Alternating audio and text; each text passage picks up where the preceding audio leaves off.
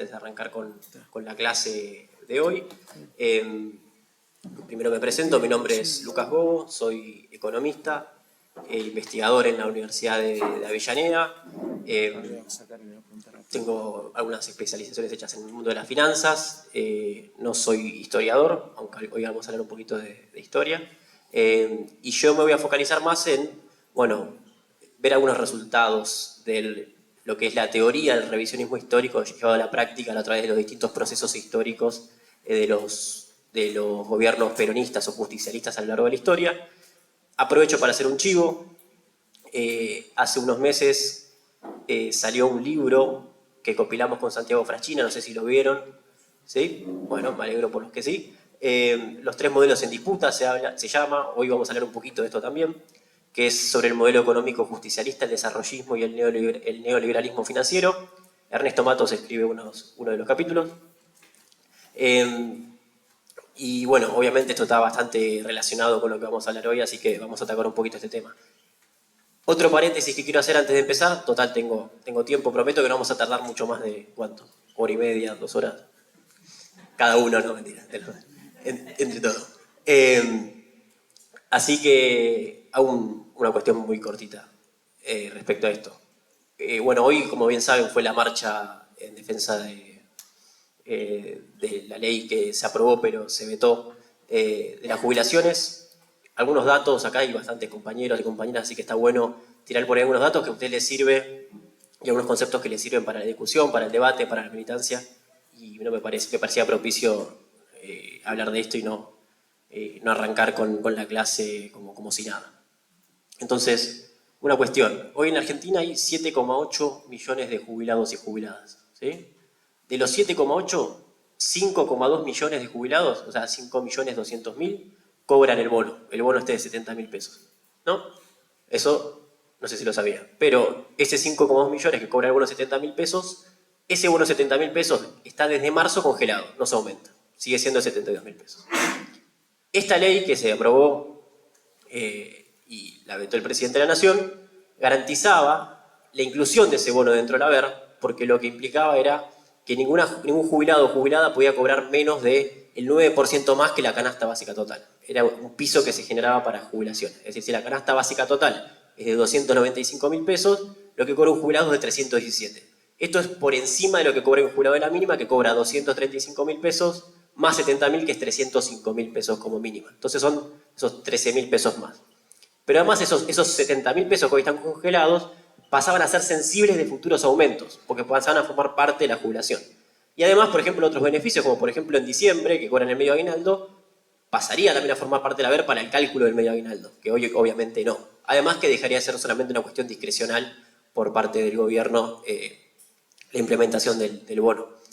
Por otro lado, la medida que se intentó llevar a cabo representaba 0,4 puntos del PBI, sin contar la transferencia a las cajas, solamente el aumento de los jubilados, la quita de la alícuota de bienes personales, que beneficia solamente a 140.000 personas, las más ricas del país, significaba el 0,3 del PBI. Entonces prácticamente una medida se podría haber financiado con la otra, ni hablar con la quita del impuesto país. Ahí directamente se hubiese superado el nivel de financiamiento.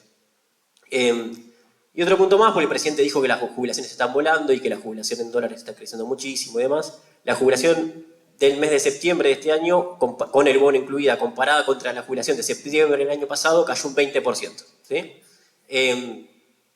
Incluyendo el bono, que obviamente al estar congelado y representa un tercio de la jubilación, hizo que los jubilados pierdan poder adquisitivo. Y otra cuestión, el presidente constantemente hace alardeo del déficit fiscal que logró vencer. Bueno, esto se hizo gracias en un 30% al ajuste a los jubilados. Entonces, obviamente, si vos gastás menos en jubilaciones, es imposible que las jubilaciones estén volando, porque la jubilación es una inversión que hace el Estado, un gasto, ¿no? Si vos estás pagando menos de jubilaciones y en base a eso ajustás, no es posible que el jubilado esté ganando más, es matemáticamente imposible, ¿sí? Si yo hago el ajuste, estoy pagando menos, es lógico. Bien, bueno, un 30% de todo el ajuste que hizo el Estado fue en los jubilados. Nada, como un marco por lo que está pasando hoy y por lo justificada que está la marcha que se llevó a cabo el día de hoy, y lo bueno que hubiese estado que no se hubiese vetado la ley, pero bueno, no fue así. Yendo a lo nuestro, arrancando con la charla, la clase de hoy, Primero hablo yo, después habla Ernesto, obviamente, y después vamos a tener un espacio para consultas, dudas, intervenciones que ustedes quieran hacer. Intentemos, obviamente, ese final mantenerlo medianamente ordenado para que no se extienda tanto y que no se termine cumpliendo esto de que era 1 hora y media cada uno. Pero más o menos, ¿sí? Con algunas preguntas y algunas intervenciones, vamos a estar bien también para que podamos charlar un poquito entre todos y si algo no se entendió nos avisa. Entonces, esta primera charla, que forma parte de este grupo, creo que son 7 clases, ¿no? ¿7? ¿6? Ah, 6, 4 clases. Del pensamiento económico, en general de la escuela justicialista. Esta primera clase vamos a hablar del pensamiento económico del revisionismo histórico, ¿sí? No sé si saben, escucharon hablar del revisionismo histórico, ¿a qué se referencia? Algunos sí, otros no. Algunos hacen sí, como muy obvio. Bien. Entonces, vamos a hacer un marco primero.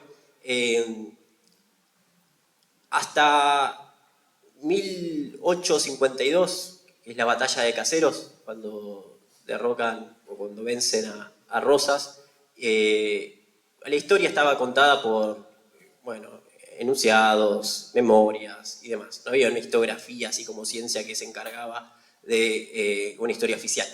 A partir de ahí, la victoria de Urquiza y posteriormente la llegada de Mitre primero a la gobernación de la provincia de Buenos Aires y después a la presidencia de la Nación, se crea lo que se conoce como una historia oficial. La historia oficial mitrista, ¿sí? Que era una historia oficial antipopular, antifederal y antinacional. ¿A qué nos referimos con esto? Bueno, era una historia que estaba basada en la idea de, primero que, por ejemplo, ¿no? que San Martín fue un gran estratega en términos militares, pero que no opinaba de política, ¿no? Era un tipo que no le importaba lo que pasaba en el país, solamente fue un gran estratega en términos militares. Ni hablar de Belgrano, fue el creador de la bandera. Es algo que perduró en el tiempo, que hoy vas a una escuela y muchas escuelas hablan de Belgrano como el creador de la bandera, y Belgrano en realidad era además un economista y un pensador de lo que debía ser la Argentina y, por ejemplo, cómo debía desarrollarse en términos de industrialización y de desarrollo propio, ¿sí? Por una autoestima de lo nacional. Cuando el mitrismo hace su lectura de la historia, la hace, por ejemplo, pensando en el 25 de mayo de 2010, de 1810, pensando como un suceso al estilo Mayo francés, con una cuestión revolucionaria mirando a Europa, ¿no? Una cuestión no propia, no se le mete una característica propia de idiosincrasia argentina. Entonces, bueno, Miguel Agencena, que es un pensador que formó parte de Forja, que ahora después vamos a hablar un poquito sobre Forja, describe un poco esta versión de la historia mitrista de esta forma. Voy a leer este párrafo que me parece que lo explica bastante bien.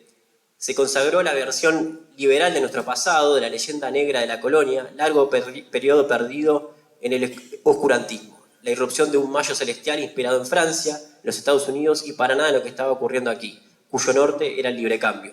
Luego una guerra de independencia con granaderos de oro y azul, limpios como soldaditos de plomo, sin trasfondos políticos, sociales o económicos a la vista. Sigue la irrupción de siniestros y barbudos montoneros, cuyas bajas pasiones la mueven a pelear.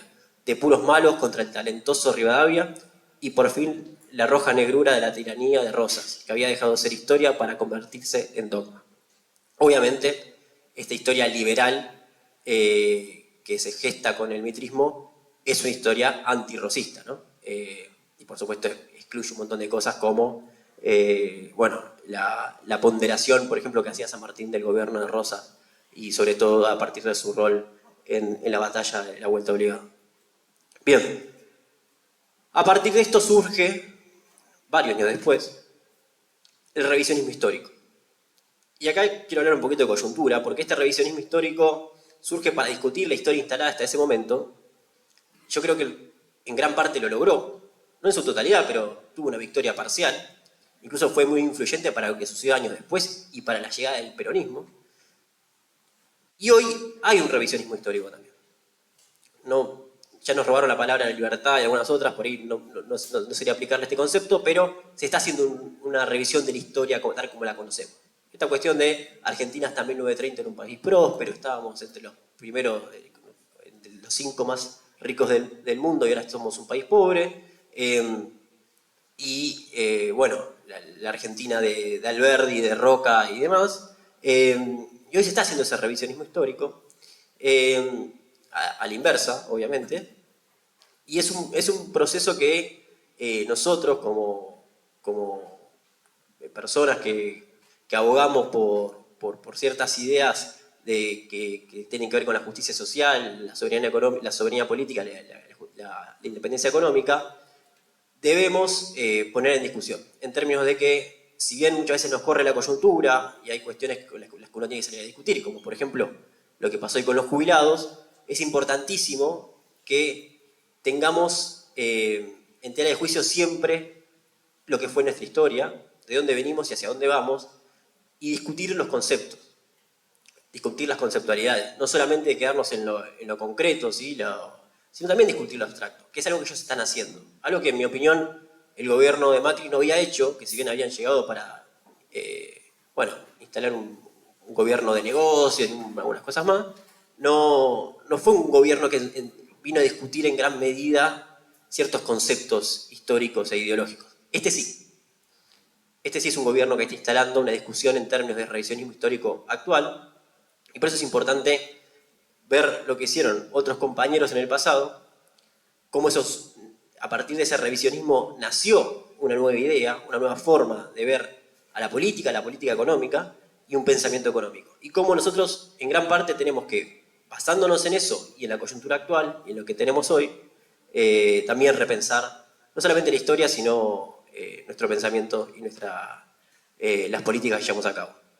En este sentido, el revisionismo histórico inicia a principios del siglo XX y tiene como una encarnación cúlmine de este proceso, que es la publicación del libro de Julio Astuza, de la vida política de Juan Manuel de Rosas, que es como el revisionismo histórico más nacionalista, que lo que buscaba era defender la figura de Rosas, específicamente, ¿no? Un Rosas obviamente nacionalista, con una visión de proteccionismo en cuanto al comercio internacional. Bueno, viene Irastuza y publica este libro, que es uno de los hermanos, también está el otro hermano que forma parte de Forja y también es un importante pensador de la Argentina, y presenta este libro que es como el primer puntapié para pensar la historia de otra manera.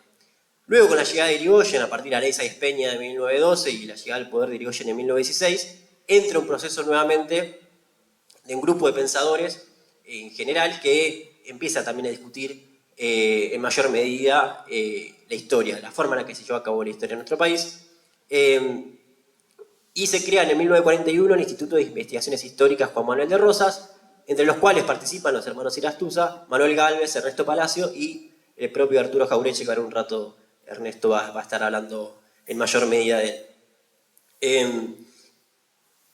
Y en este proceso, en estos años, sobre todo a partir de la década del 30, que es la crisis internacional del 30, que ocurre con la caída de la bolsa de Estados Unidos y Europa, y a partir de ahí también, en el mismo momento, el golpe de Estado que se le realiza a Irigoyen, nace la Fuerza de Orientación Radical de la Joven Argentina, Forja, ¿sí? Que era la juventud radical, no como la conocemos hoy, sino una muy distinta, que lo que buscaba, que estaba conformada entre otros por Arturo Jaureche, Homero Mansi y Raúl Escanabel Ortiz, que lo que buscaba Forja en ese momento era discutir y formar parte de este revisionismo histórico.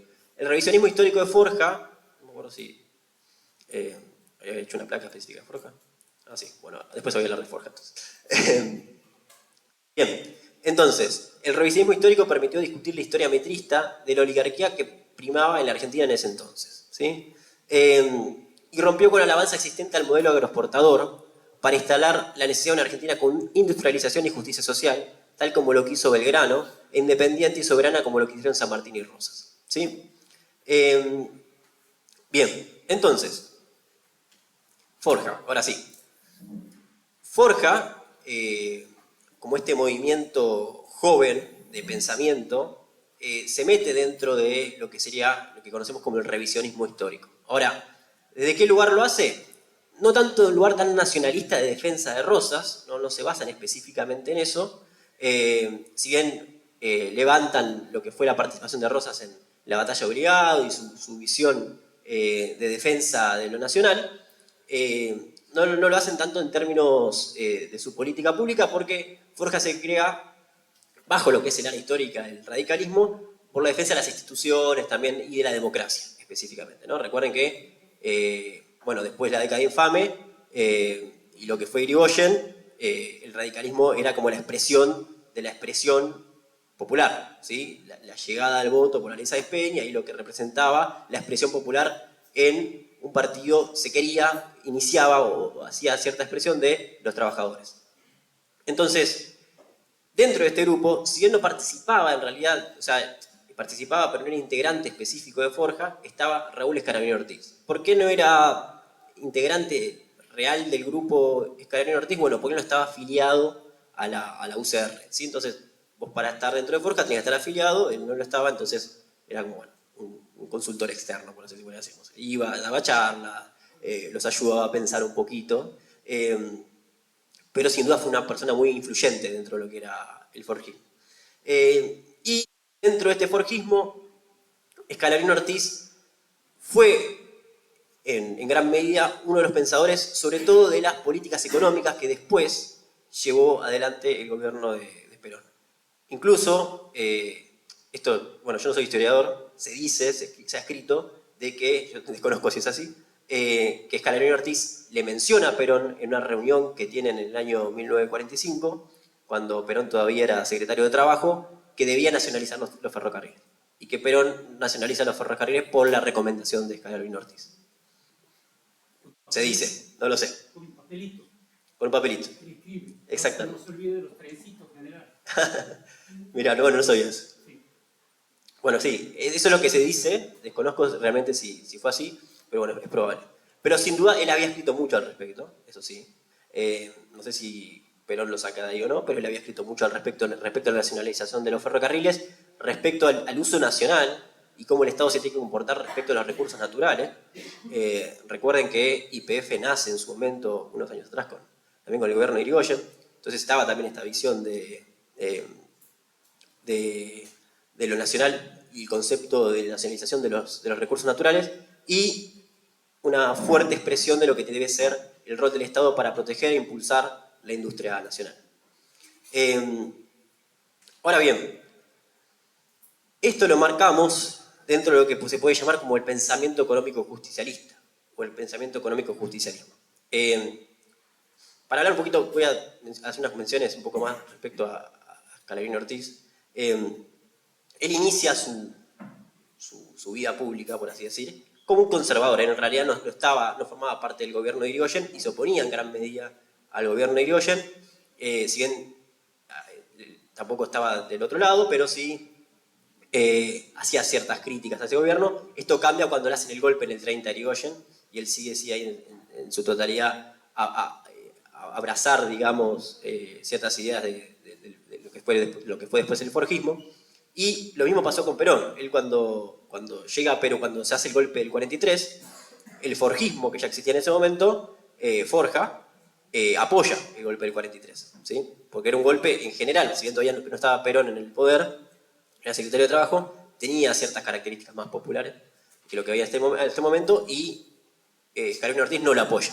Cambia la visión de Escalabrino Ortiz cuando supuestamente se hace este encuentro, bueno, que ahora me entero que fue por un papel, en el cual lo escucha hablar a Perón de industrialización y el rol de los trabajadores y la justicia social, y él ahí decide, a partir de ese momento, empezar a apoyar a Perón, sobre todo después también cuando fue electo presidente de la Nación. Bien, en todo este proceso se va gestando lo que es la teoría, tanto en términos históricos como en pensamiento, del modelo económico justicialista. Uno puede, y el pensamiento económico justicialista, uno puede definir a este modelo económico justicialista como lo que ya conocemos, ¿no? Las tres banderas del peronismo, obviamente, la justicia social, la soberanía política y la independencia económica, pero se puede ir un poco más allá. Entonces, algunas medidas conocidas por el peronismo en ese entonces dan idea de lo que fue lo que se llevó a la práctica en base a esa teoría. Y Algunas que se pueden mencionar son el impulso de la sindicalización y el reconocimiento de los sindicatos por rama, creó tribunales de trabajo para el control de las condiciones laborales, promulgó una ley de jubilaciones. Todo esto se ocurrió tanto en el gobierno de Perón y otras como cuando Perón era secretario de Trabajo. ¿Sí? En realidad secretario de Trabajo y era un poco más largo el título, pero en general de Trabajo. Además implementó el Estatuto para el Peón de Campo, vacaciones pagas, aguinaldo, leyes de condiciones de estabilidad laboral, entre otras, ¿no? Específicamente lo que tenía que ver con el trabajo. ¿Y por qué digo esto? Bueno, porque a lo que era el pensamiento del revisionismo histórico en ese entonces, que era esta idea de tener autoestima por lo propio y generar un modelo propio de desarrollo, el justicialismo como tal, y Perón, en ese entonces, lo que hace es poner en el centro de la escena al trabajador. Poner en el centro de la escena al trabajador como eje transversal, todas las políticas son en pos de fortalecer al trabajo. ¿Sí? Entonces, en ese entonces lo que se puede decir es que el modelo económico justicialista se contrapone a lo que era el modelo agroexportador del metrismo. ¿Sí? Modelo agroexportador que después con el tiempo, hoy ya no existe el modelo agroexportador, se evolucionó, y el modelo agroexportador 2.0 sería el neoliberalismo financiero. ¿Sí? Neoliberalismo financiero ya que, si bien muchas veces las políticas llevadas a cabo por los gobiernos neoliberales tienen beneficios por las devaluaciones y demás en el modelo agroexportador, el foco hoy del capital, de la acumulación del capital, se encuentra en lo financiero. ¿Sí? Esto es así desde el 76 en adelante. Y por eso este libro, nosotros lo que hacemos es contraponer el modelo económico justicialista a los otros dos modelos, el neoliberal financiero y el desarrollista. ¿Cuándo fue el modelo desarrollista en este país? Bueno, a grandes rasgos se podría decir entre el 55 y el 73.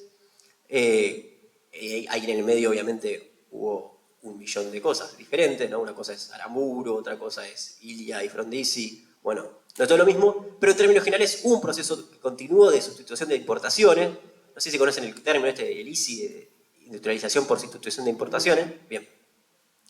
Donde hubo cierto proteccionismo a la industria, pero que también estuvo generado por el contexto internacional, que un poco cooperaba con la idea de que los países se debían industrializar a partir de ese proceso, de cerrar un poco la economía y generar industrialización a través de este sentido. Pero lo que no sucedía en esos casos era que los trabajadores participaban dentro de la torta general que generaba de riqueza en mayor medida, sino que las condiciones laborales y la participación de los trabajadores en el PBI iba empeorando. Ahora vamos a ver un poquito de esto. Entonces, mi idea ahora es hablar de los resultados, ¿sí? Que es un poco por hilo más divertido de todo esto, de los tres modelos, ¿sí? El modelo justicialista, el modelo desarrollista y el modelo neoliberal financiero. No sé cómo vengo con tiempo. Está bien. 15 minutitos más también.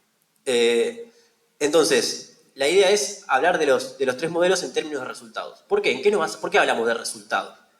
Bueno, porque a partir de los resultados uno puede suponer que si estos se repiten a lo largo del tiempo en los distintos procesos históricos, no hay una casualidad, sino una causalidad. Es decir, si los gobiernos justicialistas siempre mejoran el PBI, hay una mejora en las condiciones de trabajo, el salario crece, aumenta la participación de los trabajadores en el PBI, bueno, claramente hay una causalidad en eso, ¿no? Hay una política activa que genera esas condiciones y por ende genera esos resultados. Lo mismo con el neoliberalismo financiero y el desarrollismo, que obviamente generan resultados a la reversa. Ahora vamos a ver explicar bien y cómo una cara de la moneda es el justicialismo y cómo los otros dos modelos se encuentran de la otra cara de la moneda. No son iguales,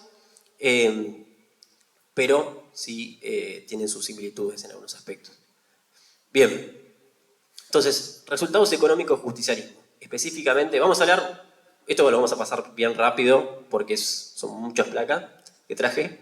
Esto es parte de un proyecto de investigación que hicimos el año pasado. Todos estos datos son recopilados de Ferreres, nadie lo puede acusar de ser peronista, así que podemos decir que son datos ¿sí? Objetivos. Y de CEPED y bueno, otros institutos que, bueno, es una investigación que se hizo en base a datos de distintos lugares, nada que se pueda criticar en términos de cómo se hizo la recopilación de datos. Entonces, Lo primero, evolución del PBI. El PBI es la riqueza que produce el país, ¿no? En general, en un año. Fíjense, el peronismo, casi todos los años, excepción por el 52 y el 49. El 52, bueno, tuviste lo que fue el stop and go y demás, un problema en lo que es el ingreso de divisas, que el peronismo logra resolver con un plan de estabilización, algo que a veces nos cuesta a nosotros decir. El peronismo implicó un plan de estabilización, pero que no fue en pos de empeorar las condiciones de trabajo, sino en pos de generar mayores niveles de recaudación para salir de esa crisis. Y fíjense cómo para el 55 mejora en general el PBI aproximadamente en un 50% y en 8 de los 10 años hay crecimiento. ¿Sí? Entonces se podría decir que es un proceso virtuoso en términos de crecimiento. Otra cuestión, recuerden que algo por lo que vea el justicialismo es la industrialización. Entonces fíjense cómo el PBI industrial pasó de un 21%, es decir, de todo lo que produce la Argentina, el 20% cuando asume Perón lo producía la industria. De todo lo que produce la Argentina cuando Perón deja el poder, el 28% lo produce la industria. Y de vuelta, la torta creció también. Es una torta que crece y que además la porción que tiene la industria cada vez es más grande. Entonces hubo un proceso de industrialización en el país. ¿Sí? Y fíjese también como el PBI industrial específicamente creció la mayoría de los años, casi todos. ¿Sí? Pero dijiste un proceso de No, perdón, industrialización.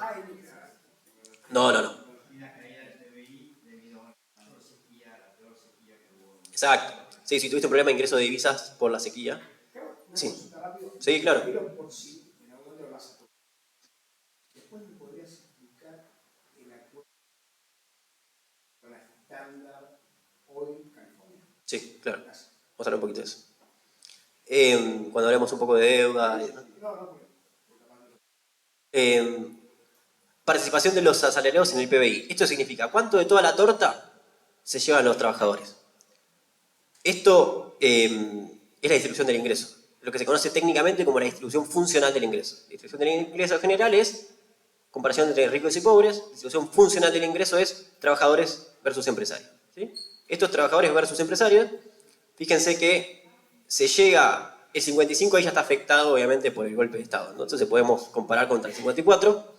Del 46 al 54 pasa la participación de los trabajadores del 40% al 49,6%. Es el famoso 50-50, ¿sí? Que se suele decir, que los trabajadores participan en un 50% de la riqueza generada en el país. Bien. Voy pasando así rápido, si alguien no se, si no se entiende, eso sí, levanten la mano ahora y digan. Sí.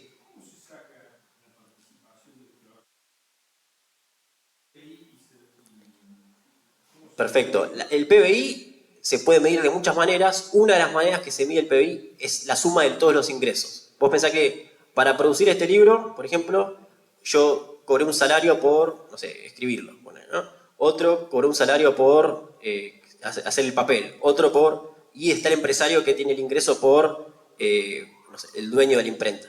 Y así. Es la suma de todos los ingresos de las partes. Entonces, cuando vos agarrás las partes, los ingresos de los empresarios, lo comparás con la parte de los ingresos de los trabajadores. ¿Cómo se mide eso? Bueno, la parte en blanco, los aportes, lo más fácil, el CIPA, y después en la parte en negro son estimaciones que se hacen en base a despachos de cuestiones, bienes y demás. Pero en general es eso. No sé si se entendió, pero es de la suma de los ingresos, que es el PBI es la suma de lo producido, pero también la suma de los ingresos. Suma de salarios y suma de ganancias. Exacto. Un ratio entre las utilidades empresariales declaradas y los sueldos netos cobrados. Exactamente. Teniendo en cuenta algo muy importante que hay que decirlo, en esa época había mucha menor presión tributaria, no solamente en términos de ratios en sí, de alícuota, no de ratios, sino también en cuanto a la presión tributaria. Y sin embargo, todo funcionaba bastante mejor.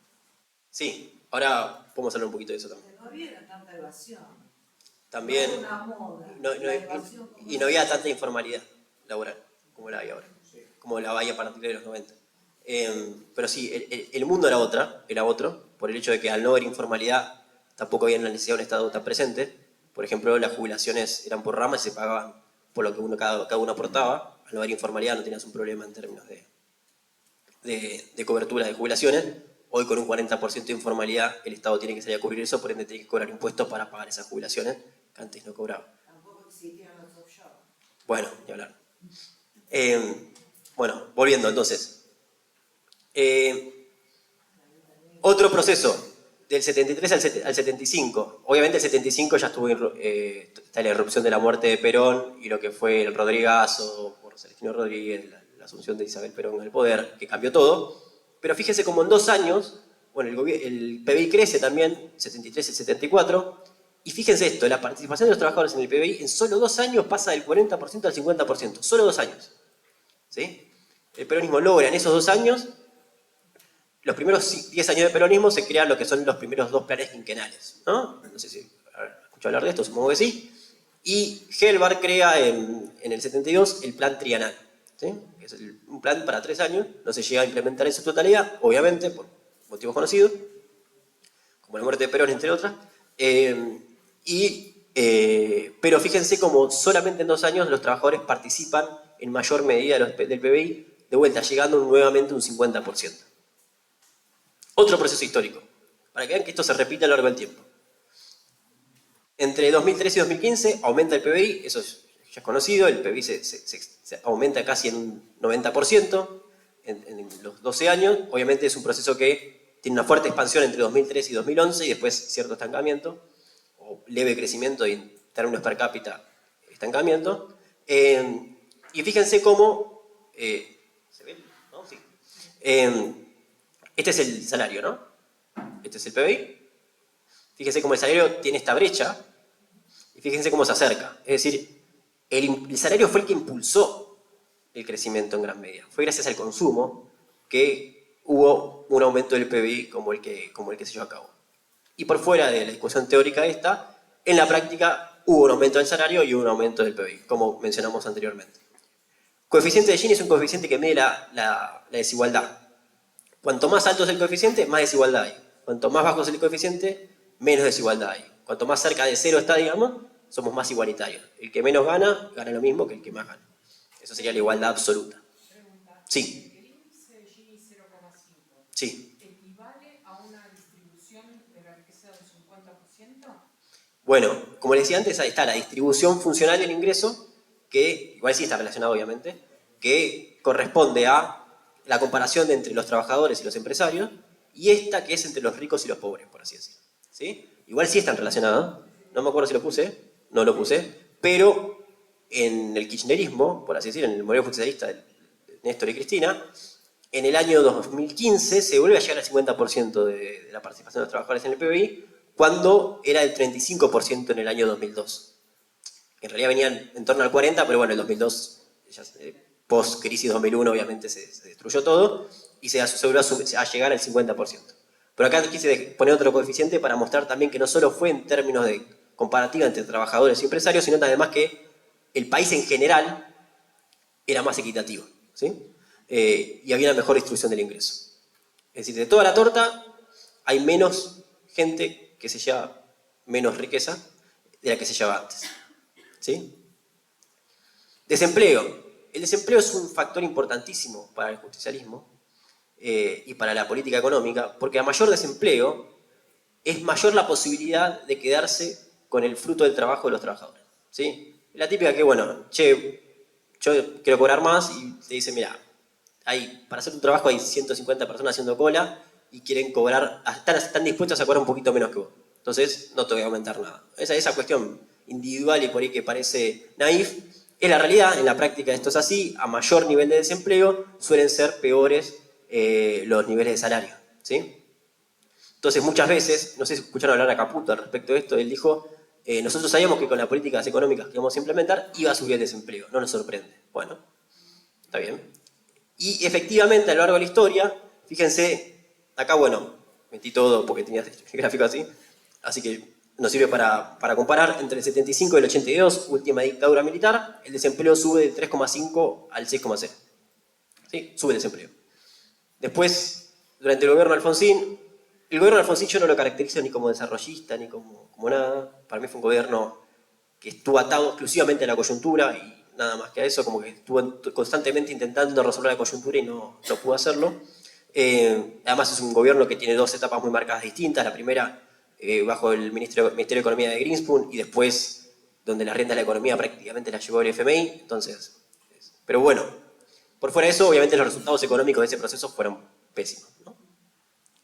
Y entre el 89 y el 2002, el desempleo explota y llega al 21%. Ahí es cuando ocurre esto que se suele decir que Néstor asumió con menos votos que desempleados, ¿no? Y fíjense cómo baja hasta 2015 al 5,9, vuelve a subir al 2019 al 9,7 y vuelve a bajar al 2002 al 6,3, ¿sí? Al 2022, perdón, al 6,3%. Tal vez uno de los pocos indicadores que al gobierno anterior le dan realmente bien es la caída del desempleo, una creación genuina de puestos de trabajo. Sí. Durante el gobierno de Menem, como se ve ahí, aumenta fuertemente el desempleo. Es lo que ocurre entre 1989 y el 2002. Obviamente ahí en el medio tenés también el gobierno de la Rúa. A ver, te marco acá. Acá asume Menem y tenemos acá, más o menos por acá, que termina Menem. Y después esto es de la Rúa. Y cabe aclarar, Cavallo y Cavallo, ¿no? Bueno, en ambos casos. Cambió fuertemente el desempleo. Sí. Parecido a lo que está pasando ahora. Exactamente. Sí. ¿Cómo podrías explicar, hay una diferencia entre el gobierno de Néstor y de Cristina en cuanto a los saldos exportables y los déficits? Bien. No sé si en algún momento o en otras clases pueden hablar de eso puntualmente. Si te parece, pues eso sí, ahí hicimos mucho de tema, eso lo dejamos para el final, para las preguntas. Pero eso sí, pero está interesante hablar de eso.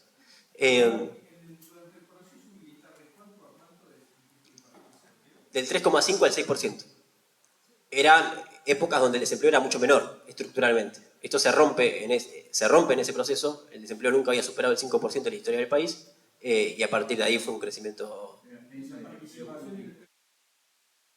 Perdón, ¿cómo? La participación del PBI en ese periodo, Del del 76 a los... ¿De los trabajadores? No, empeoró. Ahora vamos a hablar de eso. Ahora vamos a hablar específicamente del modelo... Tuvieron el empleo usando el empleo público, ¿En qué proceso? en el proceso militar. Ah, bueno, igual empeoró. Porque Martínez Dios quería desemplear, les dijo que va a haber un tercio de la población que no va a tener valor. Se va a dedicar al marxismo. Ah, mira, bueno, no tenía cierto. La mayor parte era empleo público, había desindustrialización. No, eso seguro, eso seguro. Y sin industria no habrá empleo. El servicio. Sí, Perdón, pero no solo apuntan al desempleo para precarizar el trabajo, sino que además contraen deuda externa. ahí vamos a llegar a la Y la deuda. nacionaliza, que es lo peor. Y la- También, sí. Ahí llegamos a la deuda. Miren, acá está, se me adelantaron justo. Ahí va. Deuda pública. En porcentaje del PBI. Además de que lo puso Kissinger. Sí, claro. ¿No? O sea, hubo todo un plan. Sí. No solo 15, que el Martínez II representa a las familias aristócratas del país, la más importante. Evolución de la deuda pública en porcentaje del PBI. Esto es de todo lo que produce el país en un año, ¿cuánto representa la deuda? ¿Sí? El peso que tiene la deuda dentro del total. Fíjense cómo, y esto fue así históricamente, si bien del pacto Roca-Runzi mantenemos deuda en Argentina y mucho más, Lehman Brothers y etcétera, pero la deuda pública nunca tuvo un peso muy fuerte dentro de lo que era la Argentina. Para ser justos, ni acá ni en ninguna parte del mundo. Como, si bien hubo procesos de endeudamiento, que como pasó incluso en el peronismo, se suelen tomar deuda siempre en gobiernos neoliberales y el peronismo la suele pagar, pero nunca tuvo el peso que tiene hoy en la actualidad. Y esto se rompe a partir de, como todo se rompió entre el 76 y el 82. La economía, la estructura social, todo.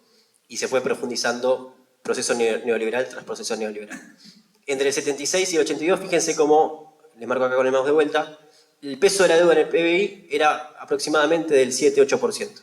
Y llega para el año 82 a partir del 30%. ¿Sí? Esto es un proceso terrible que además, como decía acá recién el compañero, está influenciado por el hecho de una nacionalización de deuda que ocurre al final del periodo de la dictadura militar, que es llevado a cabo además por, increíblemente, Cavallo, que formaba parte del Banco Central. Si bien no era la cabeza del Banco Central, fue uno de los que planificó ese proceso dentro del Banco Central. Con una ayudita de Melconian también. También. Bueno, no sé si Melconian en ese momento, puede ser, pero no. ¿Estaba Melconian? Ah, mirá. Dice que hizo el trabajito sucio por orden de Caballo. Mirá, pero era joven Melconian ahí. ¿Cómo? Era muy joven, ¿no? Pero eran malos seguros. No, seguro, eso no tengo duda. Pero, Son los que quienes financiaron el no, Fernández sí. Fernández está. algo. Y Krieger y anterior Orlando. Krieger Bacena. Orlando Fernández. Sí, sí, creo que Fernández también. Tenés un video de la NAC increpando a Melconian por haber firmado precisamente. Ah, mirá. Bueno, La estatización de la deuda fue un teje y maneje de Melconian. mirá. No sabía que estaba Melconian en el Banco Central en ese momento. Por vieja, no sé. Sí, sí, sí. No sé. Sí, sí, claro. Se mete arañas Melconian. Ujú. Bien. Bueno, entonces, hay un proceso de endeudamiento que obviamente persiste a lo largo del tiempo y fíjense nuevamente acá en el 89. Acá, bueno, hay un proceso de licuación de salarios, de deuda y demás que generó en un principio una caída de la deuda a partir del año 89 y luego, plan Bonex y demás. Fíjense cómo esto explota para el año 2002 por varios motivos, principalmente, bueno, tenés un agotamiento de lo que es el modelo neoliberal financiero en la década de los 90, porque te quedaste sin deuda. Posterior devaluación, una devaluación hace que la deuda tenga más peso dentro del PBI, obviamente, porque la deuda en su mayoría es en dólares, entonces al ser la deuda en dólares vos devaluás, tiene más peso en tu economía que es en pesos, y llega al 140% del PBI. Obviamente ahí nosotros dijimos default, bueno, no lo dijimos nosotros en realidad, más o menos.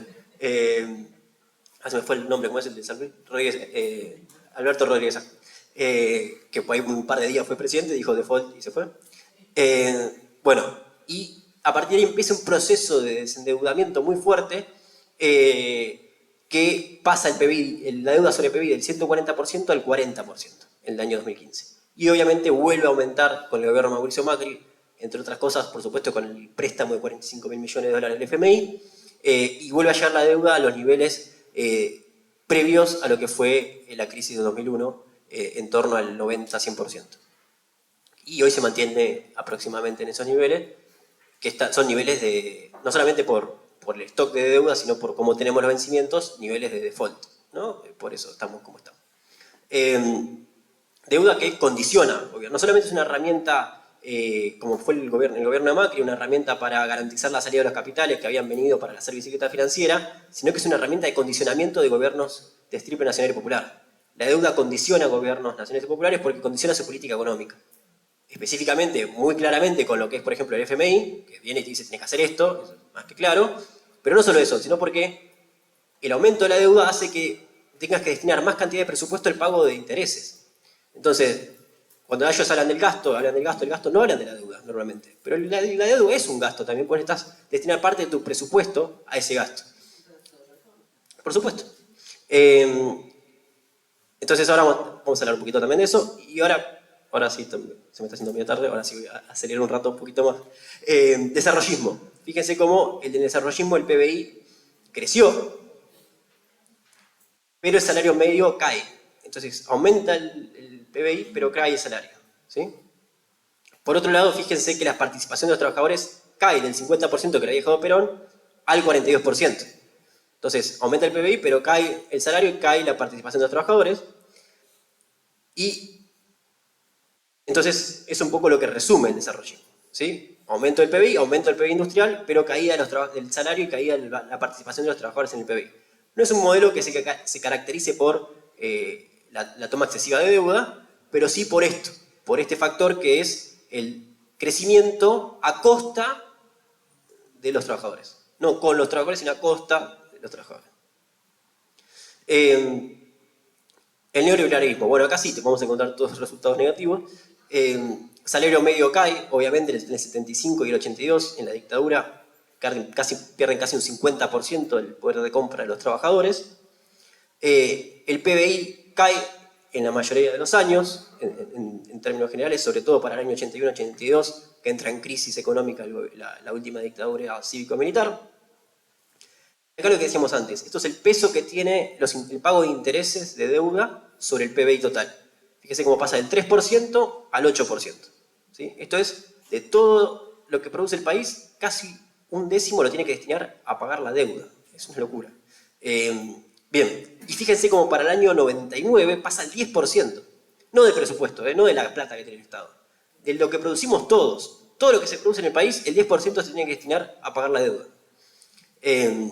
Bueno, eso no solamente condiciona un gobierno, ¿no? Condiciona a posibilidades de desarrollo y crecimiento de cualquier país, por eso a partir de ahí se declaró el default, porque era imposible pagarlo, obviamente. Y fíjense que esto pasa también en el gobierno de Mauricio Macri. Fíjense que el servicio de deudas, el porcentaje del PBI pasa del 5% al 10%, que es prácticamente el mismo valor que había en el año 2001 cuando se declaró el default. Para que vean la importancia y el efecto que tuvo la toma de deuda del gobierno de Mauricio Macri. Y como... Por eso también, sí, el gobierno de Mauricio Macri entra en un quasi default, que defaultea la deuda en pesos y demás, pero bueno, como que se sale rápido y después Guzmán tiene que hacer una reestructuración del año 2020. Fue lo que asumió y en marzo se le venía una tormenta con los bonos locales, en pesos, eso la pudo arreglar. El tema es que todos los gobiernos van trayendo una pelota cada vez más grande, anterior. En el caso de Macri, ayudando un poco los números, saldo de entre 14.000 o 16.000 millones que venían de Cristina, y el fondo le da una cantidad de plata que yo dije, bueno, acá si la aplica bien, zafa. Obviamente lo que hizo agarró la diferencia y había un montón de empresarios del exterior y fondos que estaban tomados en pesos, en bonos argentinos, en dólares, y dijeron, no, dame la y luego, dame y empezaron. Sí, claro, que la deuda se tomó específicamente para eso, para no implementar el cepo específicamente. 10 meses tenemos que colocar, pagar de intereses cerca de 50 y 57.000 millones de dólares. Más o menos, el año que viene hay que pagar 25.000 millones en dólares, 25.000 millones de dólares, que no están, obviamente. Así que el gobierno va a tener que reestructurar deuda. El gobierno va a tener que reestructurar deuda que todavía se niega, dice que no lo va a hacer, pero claramente lo tiene que hacer porque 25.000 millones de dólares no tenemos. Perdón, ahora después seguimos con las intervenciones y los comentarios. Le paso a Ernesto, yo termino por mi parte yo ahora, y después sí volvemos a hacer consultas y no se extiende tanto. Muy bueno.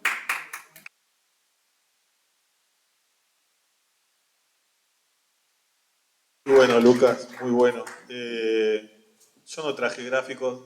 Desde esta presentación en adelante he tenido siempre un desafío de usar una filmina. Porque no estaba pensado de mi parte, digamos, ¿no? Sino que Lucas presentara los datos y yo me centrara más en el pensamiento económico, digamos, ¿no? Si bien Lucas lo trató también, un poco la idea arranca con este libro. Primero que estamos en 50 años de la muerte de Jauretche. Este es el año jaurechiano por excelencia que tenemos que recordar el 13 de noviembre, ¿no? El Día del Pensamiento Nacional, el 20 de noviembre la soberanía nacional, así que está todo más o menos en esa semana. Estamos pensando algunas actividades en la UNPAS. Mi nombre es Ernesto Matos, estoy un poco más grande, aunque no lo crean, todavía no tengo las canas, pero ya van a salir. Lucas es un poco más joven que yo. Y soy economista. Me inicié en la cátedra Jauretche en el año 2004, cuando la fundan Andrés Aciaín y Rodrigo López. Y fue el lugar donde no había, la frase era ni keynesianos ni liberales, nacionales, ¿no? Era la consigna. Lo que pasa es que la universidad te preformatea en marxismo y liberalismo. Liberalismo periférico, digamos, ¿no? Esto hay que aclararlo, ¿no? Ayer estábamos dando la clase de Alfred Marshall, que podríamos decir el padre de la economía neoclásica, y cuando ellos tratan la ley de Say, que es toda oferta crea su propia demanda, Marshall lo que tiene en mente, interpretando a Stuart Mill, es que para que se genere esa ley, producir el doble para que el salario se duplique en un doble, digamos, ¿no? En la misma cuantía. Los liberales acá parece que no quieren laburar. Los británicos sí, digamos, ¿no? Y eso es muy importante tenerlo en cuenta porque es la mercancía la que sustenta la moneda. Y esa es toda una discusión, ¿eh? Ojo, porque acá estamos a veces preformateados con la idea, no, bueno, pero si influye la emisión. No, muchachos. Acá el respaldo de la moneda es la mercancía. es lo que producís, es lo que trabajás. Si no trabajás y producís, esa mercancía la estás importando. Entonces sí vas a gastar dólares, ¿no? Bueno, como les decía, docente, investigador también en la UNPAS, y brevemente estuve al frente de la Dirección de Estudios, la Dirección Nacional de Estudios Regionales del Ministerio de Economía. Y la verdad que también quiero recordar a quien llevo acá en el pecho, a Ricardo Iorio, porque Ricardo Iorio tenía una samba que decía: miente la historia, digo en la samba, digamos, ¿no? Miente la historia oficial, dice el guitarrero, digamos, ¿no?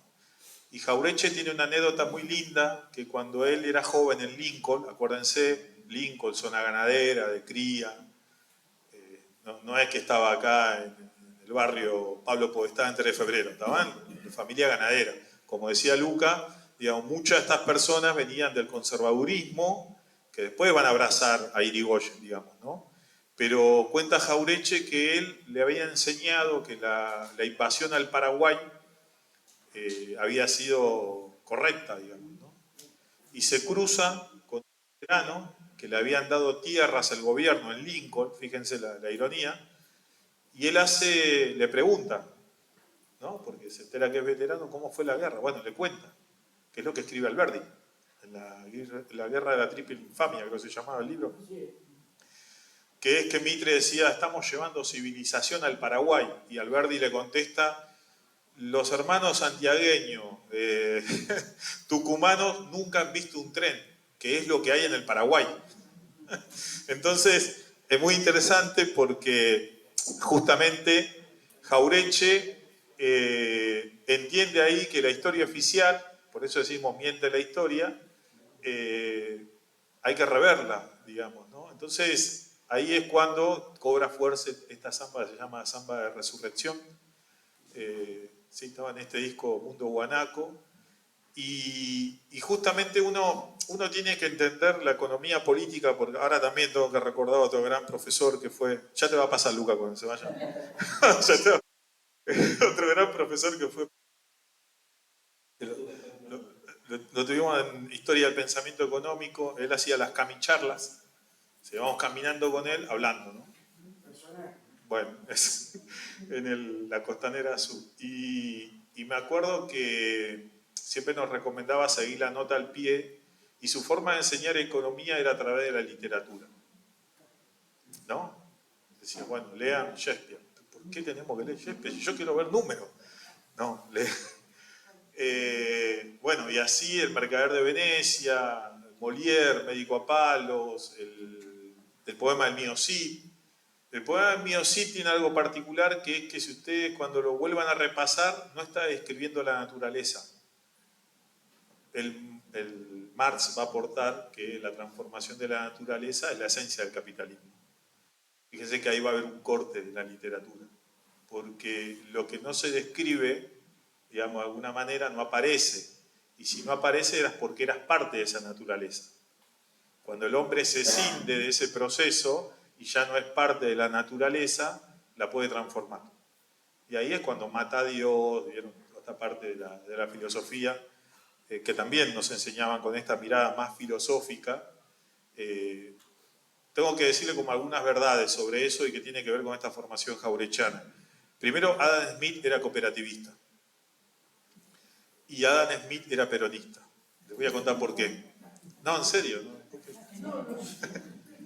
Hay un libro de Adam Smith, Teoría de los Sentimientos Morales. En La riqueza de las naciones todos saben esa frase de, bueno, el intercambio de mercancía es cuando la persona que el cervecero quiere cambiar con el panadero y lo adula y le acaricia el ego, y entonces ahí aparece como esa frase, bueno, el individuo egoísta racional. Bueno, pero no hay una explicación de ese individuo egoísta racional en ese texto de 1000 hojas. Está en otro texto previo, que es el de Teoría de los Sentimientos Morales. Y en la primera sección, que es sobre la corrección, Adam Smith va a decir que hay un problema en la sociedad. Una cosa es que nosotros nos conozcamos, ¿no? Si nosotros fuéramos toda la sociedad. El problema que Adam Smith veía desde el taller, desde el alfiler, que la ciudad estaba creciendo. Entonces ya los clanes, que nos conocíamos entre las familias,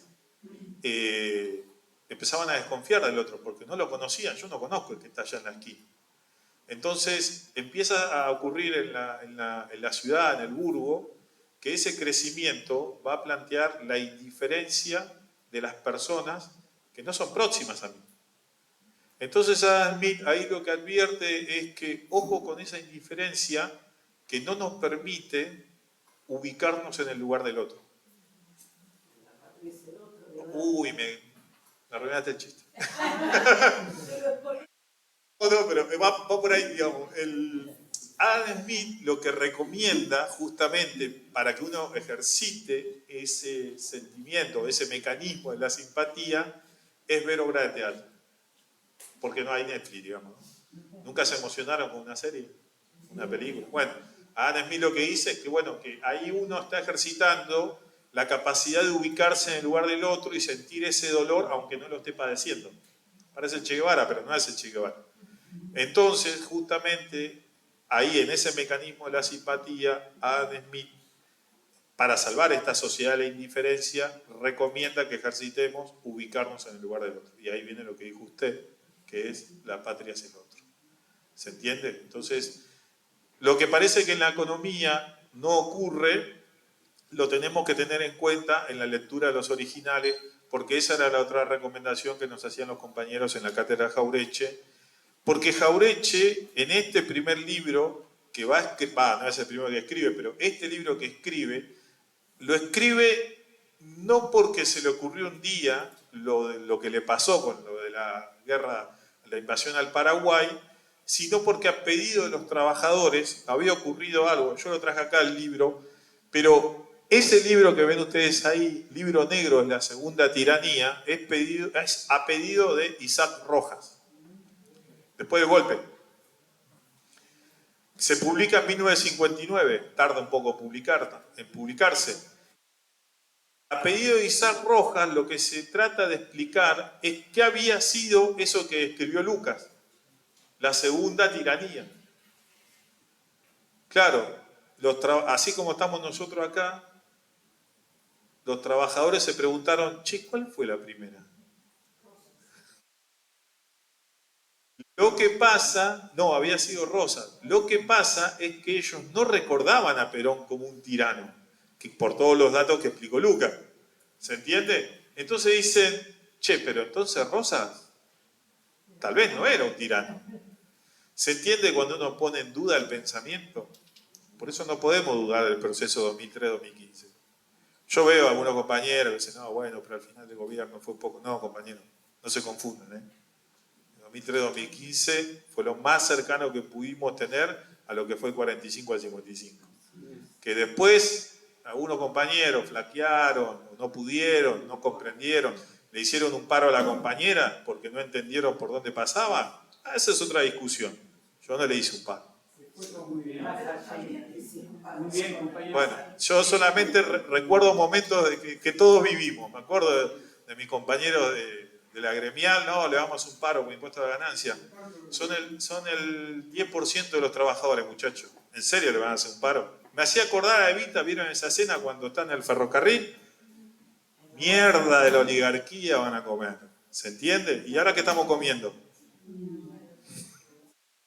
Lo que se cobraba el impuesto al ingreso, no el impuesto a la ganancia. Era todo discutible, quiero decir. Era todo discutible. Y ahí está, fue mal interpretado. Bueno, entonces, por eso es importante las lecciones de la historia y por eso, aunque acá Lucas decía que, bueno, no soy historiador, pero lo vas a tener que hacer de alguna manera, es un deber militante, empieza, por eso digo que como es más joven tiene más tiempo, yo ya que vengo haciendo este ejercicio necesario, porque hay que juntar la economía y la política. Y la política como el ordenador y la conducción de la economía. Esto lo dejó claro Néstor. No se puede tener a la economía a los Cavallo, a los Melconian, a los Arriazu, no se puede tener a esos compañeros, digamos, bueno, compañeros, perdón, a esos colegas, digamos, en estos lugares de conducción, porque ya lo hicieron. Melconian, yo les voy a recordar que en Infobae en un momento dice, yo fui un fondo buitre. Sí. Yo no le mostré, yo no traje los datos ahora, pero ¿saben cómo era el mecanismo? Sacan la plata afuera, con eso que ustedes dijeron del FMI, sacan la plata afuera, la ponen en una cueva, la cueva lo que hace es, necesita títulos para blanquear esa plata. Por eso obligan al país de turno a endeudarse, porque esa guita que está afuera en el Panama Paper compra los títulos de deuda. Entonces Melconian se queda con título de deuda, por eso va a litigar, o acciones o lo que compre la empresa. Entonces ahí es donde cobra sentido, digamos, que el endeudamiento externo es simplemente para blanquear la plata de ellos que están en el exterior. Que fugan de acá de forma legal, quiero recordarles, no es fuga de capitales, no está penado sacar plata al exterior, sí lo regulamos con la política cambiaria, pero aún así tienen mecanismos para sacar plata al exterior. ¿Se entiende? ¿Cuánto hay afuera? 400.000 millones de dólares. ¿No? Se estima eso. Con Macri el blanqueo fueron 100.000 millones, pero acá ingresaron 7.000 millones de dólares. ¿Sí?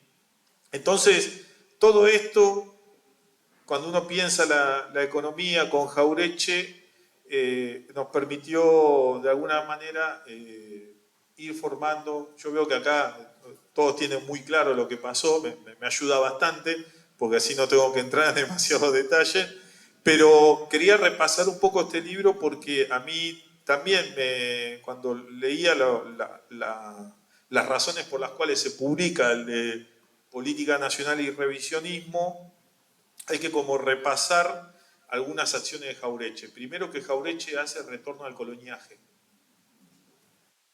¿Se acuerdan? 56, informe Prebisch, y acá es donde también tensionamos la academia y el tipo que no era académico, pero con su voluntad de abogado. Jauretche era abogado, no era economista. Era abogado y Scalabrini Ortiz era agrimensor. Pero había un compromiso con la patria que era inevitable. Digamos, ¿no? Había que, de alguna manera, luchar contra eso que nos habían impuesto primero por la historia misma, digamos, ¿no? Y que ya empezábamos a dudar de esos procesos. Entonces, Jauretche escribe Retorno al coloniaje en el 56, este libro es del 59, y en ese retorno al coloniaje le dice a Prebisch, lo que vos estás firmando nos va a llevar de vuelta hacia una colonia. Y te sumo un dato, en ese libro Retorno al coloniaje, es 60% la torta que se llevaba el trabajador. No es 46. Yo te digo lo que escribió Jauretche hace... Él, no sé cómo lo habrá medido, por ahí por una cuestión de mediciones puede haber, digo, un desfasaje actual. Pero lo que midió Jauretche en aquel momento era el trabajador se llevaba el 60% de la riqueza generada en la Argentina. Yo también cuando lo leí dije, estamos haciendo mal los números. Pero entiendo un poco más la vehemencia por la cual ese golpe de Estado se da en el 55. Años después, en el 83, Raúl Prebisch, en una conferencia en la universidad, en la Facultad de Económicas, en el 82, va a reconocer que ese informe que escribió lo hizo muy joven y que se equivocó. Prebisch le pide disculpas a Jauretche.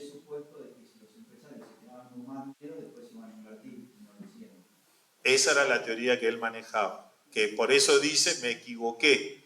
Yo pensé que esta transferencia de ingresos hacia los sectores empresarios iba a generar las condiciones para ley de oferta, la ley de, mejoramos, toda oferta crea su demanda. Si mejora la oferta va a generar la demanda. Bueno, se da cuenta que no funciona. No leyó a Job. No, bueno, a veces hay que leer un poquito también. Hoy no lograste abrir. O sea que la otra vez un grupo liberal, perdón, libertario, no lo mismo, eso es un quilombo entre ellos. Pero hablaban mucho del origen de los es como que en muchas cosas se disociaron, ¿no? Es como que hoy están hablando de algo que ni siquiera respetan ellos de los orígenes.